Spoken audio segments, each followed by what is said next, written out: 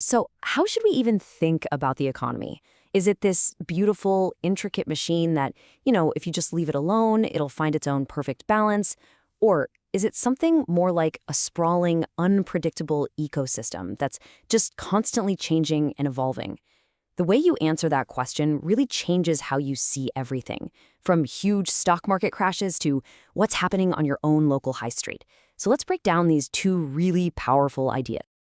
For centuries, this whole debate has kind of been framed by these two big metaphors. On one hand, you've got the economy as a clockwork, a predictable machine that's governed by knowable laws, and it's always trying to find its balance, its equilibrium. And then on the other hand, you have the ecosystem, a dynamic, interconnected system that's all about constant spiraling change. Let's dive into what each of these really means.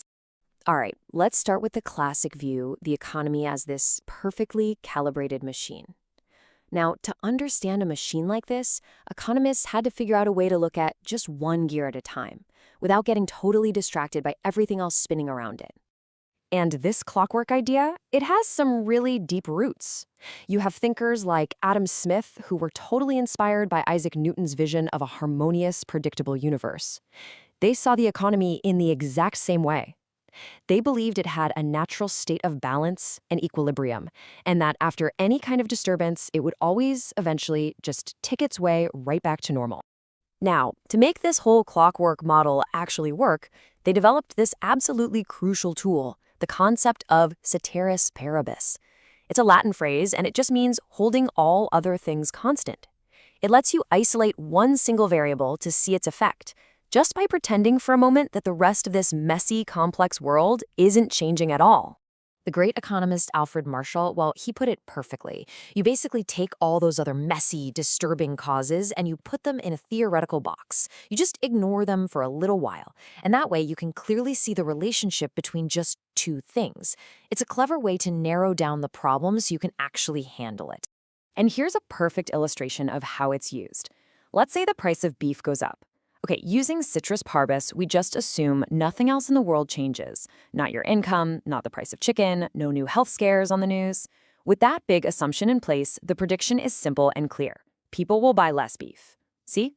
It's a clean, logical, clockwork-like prediction. But, and this is a big but, this neat and tidy model relies on one huge assumption, that the gears in the machine, that's us, human beings, are perfectly rational. But are we? I mean, really? That assumption is right where the clockwork model starts to run into some serious trouble. Are they? When you buy something, are you just a simple calculation machine? Or is there something else going on? A kind of ghost in the machine that complicates everything? Well, this brings us to Thorstein Veblen and his fantastic idea of conspicuous consumption. He argued that, look, we don't just buy things for how useful they are. A lot of the time, we buy them to show off, to display our wealth, our power, our social status to everyone else. Think about it. A $1,000 handbag doesn't actually carry your stuff 1,000 times better than a $10 one. A luxury watch tells the exact same time as a cheap one. The purchase isn't about utility, it's about sending a signal. And the moment you introduce these very human emotions, like status-seeking or envy or just plain old irrational desire, that predictable clockwork starts to look a whole lot less predictable. These behaviors just don't follow the simple, neat rules of supply and demand. So this brings us to that second major perspective. If the economy isn't a neat little clockwork, then what is it? Well, some economists, they're often called evolutionary economists, they argue it's much more like a living, breathing ecosystem. The core engine of this ecosystem view is a concept called circular and cumulative causation. The idea is actually pretty straightforward. Instead of a shock leading to a new, stable balance, it can create a feedback loop, a spiral, where the effect just keeps reinforcing the cause, leading to continuous accelerating change. In this model, the economy rarely ever finds a state of rest. It's more like a constantly shifting web of interconnected factors, where everything is influencing everything else. So forget that simple one-way street of cause and effect. This is a messy, multi-lane roundabout where everything's connected. To make this idea really concrete, let's look at a powerful real-world example. What happens when a major factory shuts down in a small town?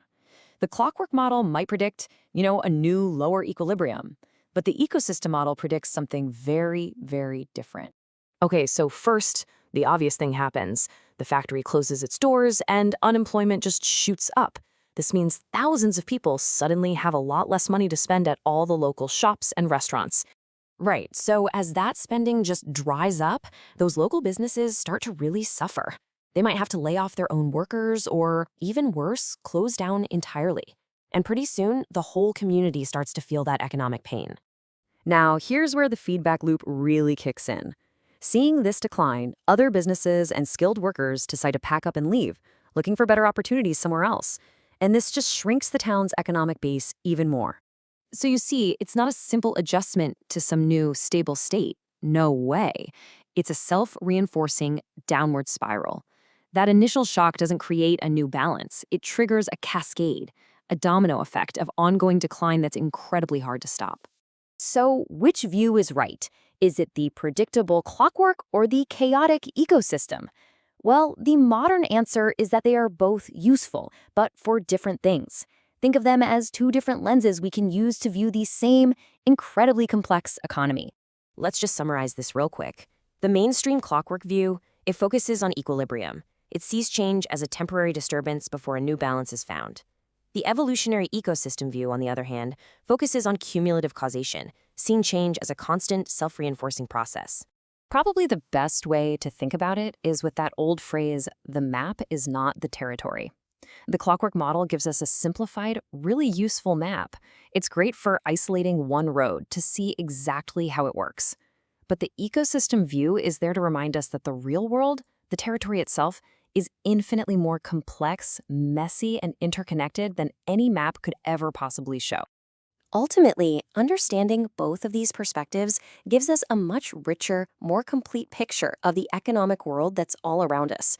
So the next time you hear about some big economic event, ask yourself, am I seeing a simple gear shifting in a machine, or am I seeing a new species altering an entire ecosystem?